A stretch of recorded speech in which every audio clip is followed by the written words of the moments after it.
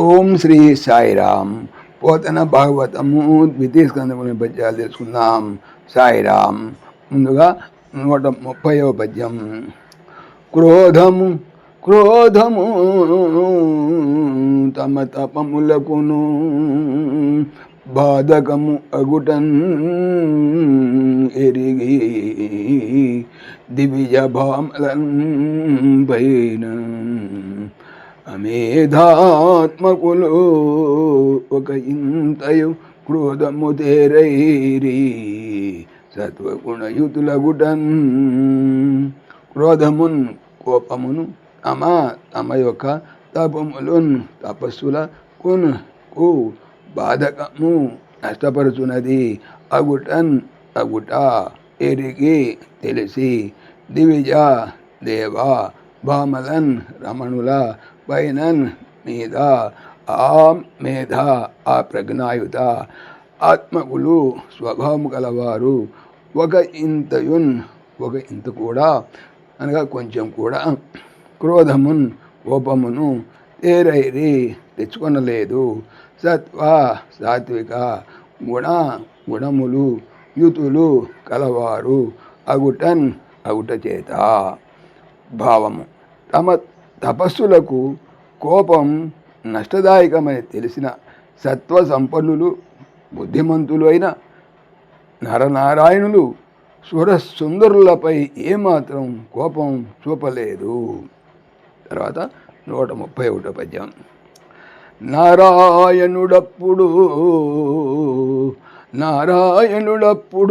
తన ఉరువు వెసజీరనందు ఉదయించన్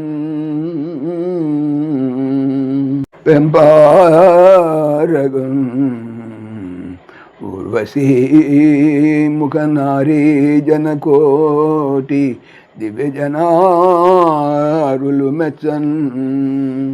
నారాయణుడు అప్పుడు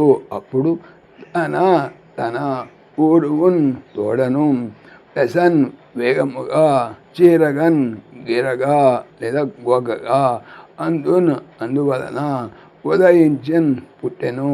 పెంపు గొప్పదనము ఆరంగన్ మించుతుండగా ఊర్వశియు ముఖ మొదలగు నారీ స్త్రీ జనముల కోటి సమూహము దివిజ దేవత నారులు స్త్రీలు మెచ్చుకోగా.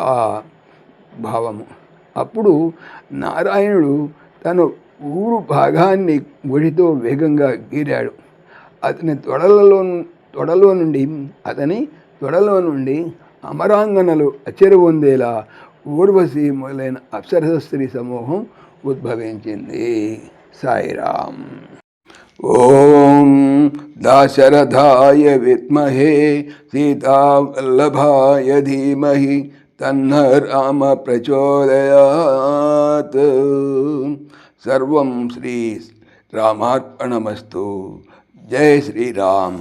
జై శ్రీరామ్. ఆత్మీయులకు మనవి, ఈ ఛానల్తో పాటుగా అనంత మహిమల శ్రీ సత్యసాయి అనే ఛానల్ మరియు లెర్న్ భగవద్గీత లైవ్ గీత అనే భగవద్గీత ఛానల్ను స్వామి నా చేత చేయించున్నారని మనవి చేస్తున్నాను. వీటికి సంబంధించిన లింక్స్ డిస్క్రిప్షన్లో చూడవచ్చు. సాయిరామ్.